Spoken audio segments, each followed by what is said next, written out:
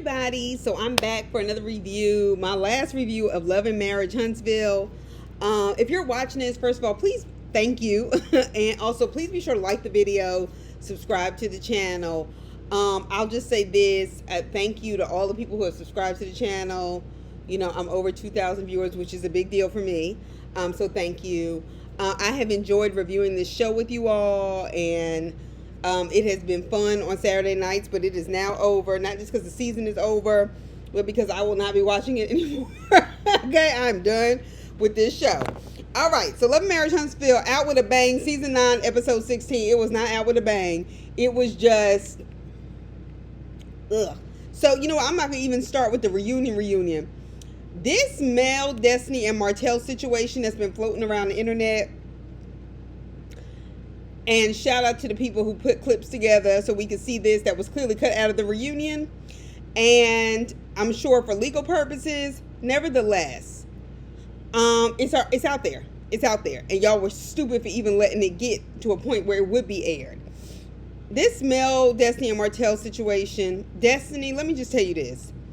You are an evil, and I really do mean that in a true sense of the word, conniving bitch. And she's the worst kind because she's a jealous kind. And somebody who is jealous of you will stop at nothing to hurt you and humble you, especially once you have cut them out of your life. I have seen it, I've seen it, and I can't stand it. And this is another example.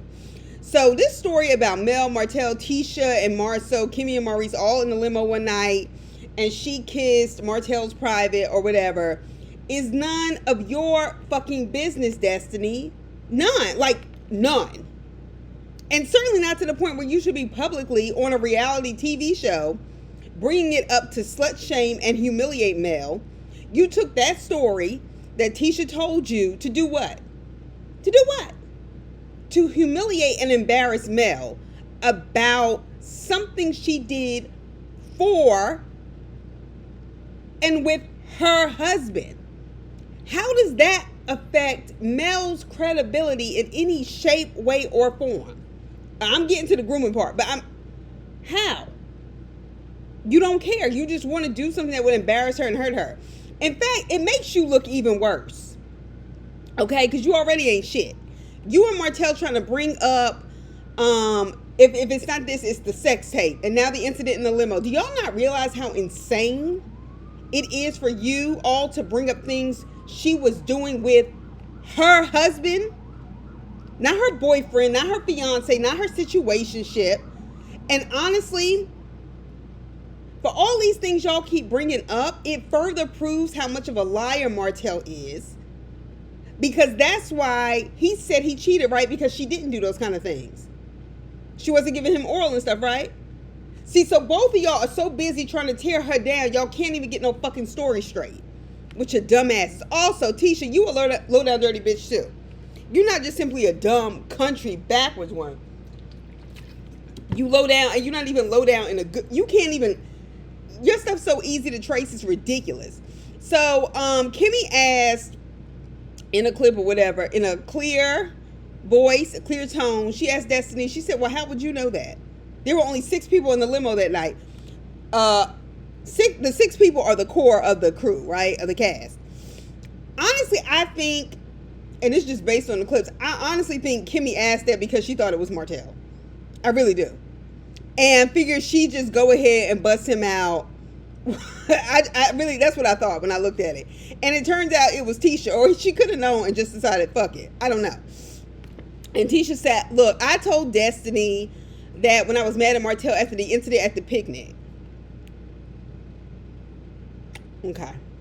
So you decide to bring up something Mel did, Destiny, with Martell as her husband. Okay? Because you were mad at Martell from what he said and did at an event where Mel was not present at any point in time. Tell me why that was the choice of a story. Okay, so then you tried to clean it up and say, but it was clear during the incident, and what she told Destiny was that it was all Martell's idea. It was all under his encouragement. It wasn't Mel. It was him. and the other 4 didn't participate. Destiny, that was not your business to bring up. And you said it like, oh yeah, this is where I get her. You did it to slut shame her. And how you slut shame somebody who is married, I don't know. But that was your attempt. But you wonder why Mel says she doesn't put anything past you when it comes to you and Martell. And that's because in this instance, you are so fucking angry at Mel for being who you really desire to be. Because that's what this is about. That you have taken all of this energy and this story nobody needed to know to get at her and not Martell, who's been using that behavior or claiming the lack thereof is why he cheated on her. We knew that was bullshit anyway. Okay, and then to accuse Mel of trying to groom you, you took that to a whole nother level. And it was amazing to me that Mel was the focus. Not really amazing because y'all been doing this, but grooming, you took that way too far. Mind you, you're mad at Mel, not Martell. Talking about threesomes and whatnot. Well, who was the other person? Stop playing in our fucking faces. Okay, so you're not mad at Martell, but at Mel for trying to groom you for a threesome was one of the lowest, dirtiest, low-life, bullshit lies you could tell on a person. Because that can really fuck up a reputation. I mean, if we believed you. So I guess now that you and Martell have charges, y'all want Mel to have them too. Somebody talking to a friend about their sex life is not grooming. Y'all are adults. She's not talking to a minor. She's not talking to her children. She was talking to you, who at one point was her friend, and confiding in you about these sort of things that were private. Somebody telling you about what them and their husband discussed about their sex life is not grooming. It's actually something friends do. But Destiny, seeing that you can't maintain friendships, I imagine that might be new to you. So as Nell pointed out, there were many nights where they hung out and Destiny fell asleep, and she woke Destiny up and said, you need to take your ass on home. And you know it's Huntsville. It can't take more than 3 minutes to get to where you're trying to go. And she still proceeded by staying the night, which Mel, still, to her credit, even while she's taking it back, said she didn't mind her spending the night. Friends do that all the time. And neither did Martell. Although we don't know the reasons why Martell didn't mind it. It may not have been for the same that Mel didn't. Why are you mad at Mel for something like this quote-unquote grooming? You've known Martell longer. Why wouldn't you stop him in his tracks trying to do that? He's the one who implied your kid looked like him. The one child you do have looks like him. The one you had while married to LeBarrett. Get the fuck out of here.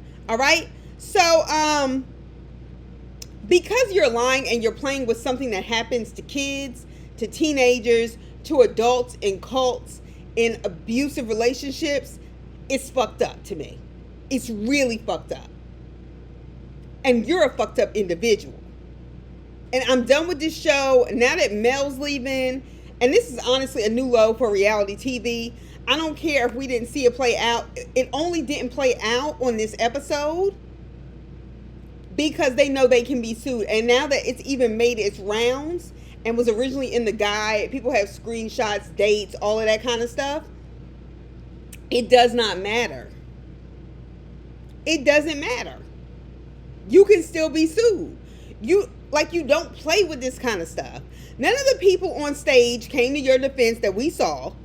And in fact, Carlos hurried and tried to clean it up by saying that on this show, it was always clear to me you all had friendships, and honestly, I never got the impression that you wanted each other's husbands or wives. And I think that's a fair assessment. But fuck all y'all. Fuck Martell for stirring it up. Fuck Tisha for telling Destiny that story. And fuck Carlos for even letting this shit even circulate long enough for people to get access to it. And put it in the guides like there was validity to it to make some extra money. Fuck all you hoes, okay? Next. All right, so then we start, because this reunion was flat as hell. And I know y'all know that, but I wanted to get that off my chest. All right, so Ken, Martell, and Trisha. Okay? So Ken says he didn't think that was funny. That Martell made the joke and said they slept together. You shouldn't think it was funny because it's probably true. Anyway, he said that one of his main issues, because all of this was the way Martell kept implying, well, kept putting out these innuendos, because he claims all of this was before him. Ken, that is not a point I would continue to push, because your timeline and Trisha's is very shaky. Okay? He said Martell makes these comments and innuendos, and then people take it and say, oh, it's true. Yes, because it's within Martell's character. Yes, because Trish stays lying on TV. Carlos then tries to proceed with a question about Martell's insinuations, but Mel said, hold up, wait a motherfucking minute. Okay? You don't have anything to say to that man? Pointing at Ken. You don't have anything to say to that man that just said he had a problem with you? So we know it's not editing. It's not like, oh, they edited out Martell's response when he just got quiet. She said, you argue with all the females up here on this stage. And he goes, is Marcel a female? Kind of. Is Maurice a female? You weren't fussing and cussing at Maurice. Don't pull it. Don't pull it. Okay? But my thing is, you're saying he wasn't being disrespectful. You were. So I don't know where all of a sudden all this respect is coming from. He was like, well, if he was disrespectful, I would have said something. No, you would not have, because you a punk motherfucker, which is what she was trying to point out. All right? If it would have been Trish, you would have said something, Martell, because that's the kind of bitch-made person you are. All right? And even in the back and forth with Mel, he's raising his voice because he's talking to her. And Mel said, well, he said with all that bass in his voice, and you were quiet on the set. Maurice starts laughing, right? Martell gets mad, and Maurice is like, what? She made a joke. It's funny. He expects this automatic loyalty from everybody, okay? And yes, Mel did say, I know just what to do to gas him up. And I think it was Marcel was like, yep, and it worked. It works every time. All right, anyway, they know what to do to get under each other's skin. So Carlos asks, look, Martell, do you think you owe Ken an apology? He starts yelling about something, and Nell, who I forgot was there, and still don't understand why her and Fletcher were on stage, because they were so not useful throughout these 3 episodes. How you managed to be so unuseful,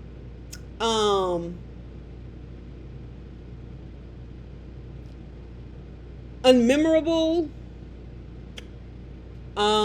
insufficiently entertaining is beyond me in 3 episodes. Yeah, no, it's a negative for me. All right. So Nell was like, you better stop hollering in my ear and calm your ass all the way down. He says, I'm not. And you need to switch your seats with, Maurice. Fletcher, I have lost so much respect for you. You do not check this motherfucker when he disrespects your 5'2" wife every chance he gets. I cannot with these bitch ass men who do not address him like a man. Martell, first of all, should have gotten his ass whooped by now. And then eventually he apologizes and says, oh yeah, Fletcher, sir, I'm sorry. Before you apologize to Nell, you on some fuck shit. And Fletcher, you a punk for that. Anyway, Trish and Martell give us a new fucking story about why and how they were training. Ken was like, he wasn't married, was he? We hear the, conversation. Yes, they were married because they weren't divorced. Okay, I know you don't get that, Ken, because you are living with a married woman and raising her kids. And she doesn't want to marry you even when she divorces him. But they were married. Okay, moving on. So Carlos asked Ken if he trusted Trish. And he said 100%. He said before this, incident, this lie or whatever, or the issue with Martell, she has always told me the truth. And I was like, that's a big ass lie, bruh. Especially with a shaky timeline. Y'all been together 3 years. Also, additionally, I cannot, with them saying they didn't know Mel and Martell were married. They had never watched this show. I said, if y'all don't get the hell out of here with that bullshit, y'all on here because y'all know it. Everybody was rolling their eyes. Anyway, and when Carlos asked, is there much on Huntsville TV other than this? No. They was just getting Crime Stoppers and everything else. Anyway, Marquez comes out. We don't care. He says he left and went to Atlanta He said he was a father and has been a father to his kids. No, you haven't. And then says he has been ostracized from being the kind of father he wants to be by Ken and Trisha's relationship. So I said, okay, well, in my mind, which one is it? Like, are you a consistent father or not? You keep saying you're a great father, but then you say they're keeping you from being one. That's how you know a liar. Okay? You're not. You have time. You have tried to manipulate the audience and anybody else to convince them you are somebody you aren't. With that passive-aggressive speaking, acting like he's so sad and all sorts of bullshit. I'm not here for it. But your kids are over you and this BS. Both you and Trish need to get it together. Okay, because we saw on camera how your son came over there to calm you down, and he's playing father to his parent as opposed to the other way around. Kids like that grow up and resent you for it. Just telling you. Okay? So Kimmy jumps in and says that it sounds like as long as you call your kids, you think that's enough to be a good father. She was like, do you pay for sports? Do you pay for dance? Do you pay for school? And essentially all the things people need to do when they're parenting. I didn't like the fact that Maurice starts telling her to shush, shush, shush and putting his hand up to calm her down. I was like, no, shut the hell up and let her talk. Because she was actually pointing out something good for a change, okay? And these Scott boys are something else. The way they talk to women is something else that I'm not interested in learning more about. I just think they all need to be checked. Because Kimmy was actually making a good point. Ken said, you don't pay for anything. He said, we give you money. And of course, Carlos just sitting there dramatic. Just stop. Okay, just stop. Okay.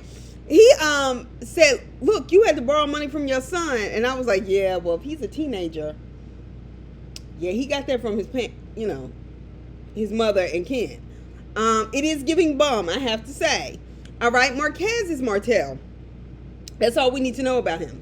Moving on. Then Marquez is asked by Carlos if he has a crush on Mel, and he says, look, I have a lot of admiration for Mel. Mel says, look, I'll give it to him about the admiration part instead of the crush, because every time he reaches out to me, he's asking about business, opportunities, so on and so forth. So Carlos gave Marquez those home decor flowers that come with the table. And he gets on one knee to ask for more business opportunities. I was like, this pathetic attempt to make your wife, soon to be ex-wife, maybe not ex-wife, maybe get back together, jealous, and to be in Melody's face hoping she'll take care of you, but she won't. She done got enough of that with Martell. It was just, I can't. Mel hugged him and said, oh, you gonna be all right.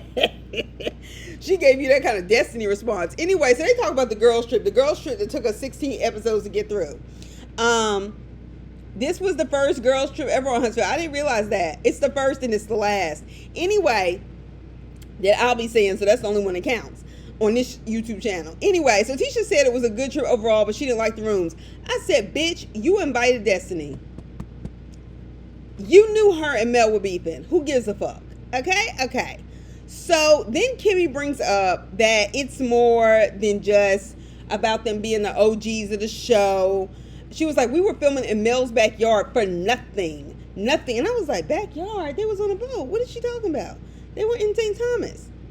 Because Mel apparently wanted a new TV show. Now, I'm sitting up here like, where's the rest of that? We need to know more about this. We need to know more about this. Because they cut that off a little too quick. I needed to know more about what show, what are they piloting and why. And Kimmy, since you let us know first episode that you and Mel ain't friends like that, you're a dummy for spending 9 seasons on Love and Marriage Huntsville on a reality TV show and then not demanding when you're shooting for a possible new reality show to be paid for it. You're a dummy because the emphasis kept being on for nothing. And then basically we got shitty rooms. You didn't have to sit out there in her backyard in Alabama and do that. Because you know there had to be mosquitoes and flies everywhere.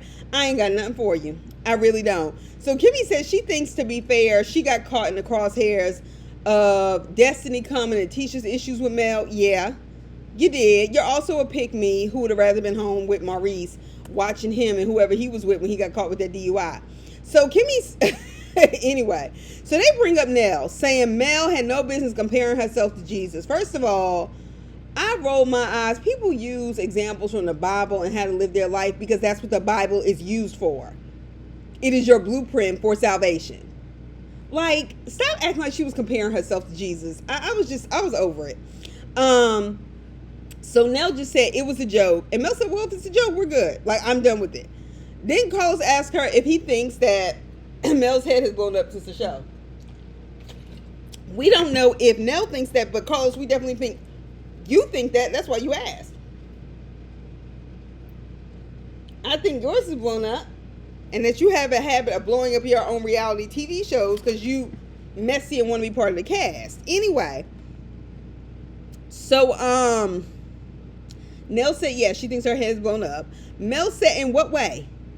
And then Mel brings up how Nell has said on many occasions, Nell's the queen of this shit. And y'all all need to fall in line. Just fall in line. And she said, didn't you say that? And Nell was like, yes, I did say that. First of all, I could tell by the way Mel got up and imitated that shit. I knew that story was true. Because that sounded and looked just like Nell. Anyway, but the lack of objection by the rest of the hater crew that said, oh no, that never happened, that also told me this was true. Anyway, Nell brings up this goddamn mentor shit again. I was like, didn't we already hash this out? No. We got to talk about it again because that's all she has to give. Anyway, I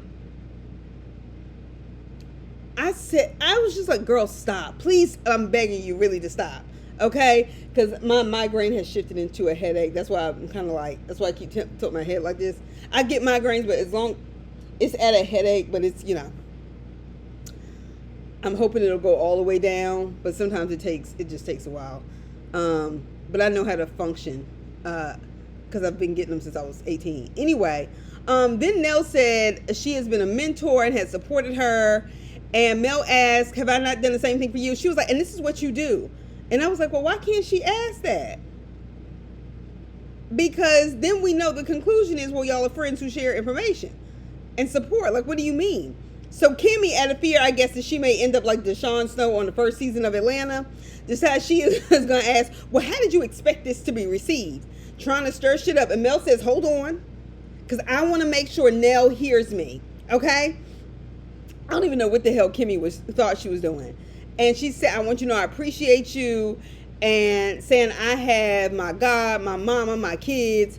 She said, I'm sorry if it offended you, which is not an apology for what she said, but an acknowledgement of her feelings. And I said, good, don't apologize for telling the truth.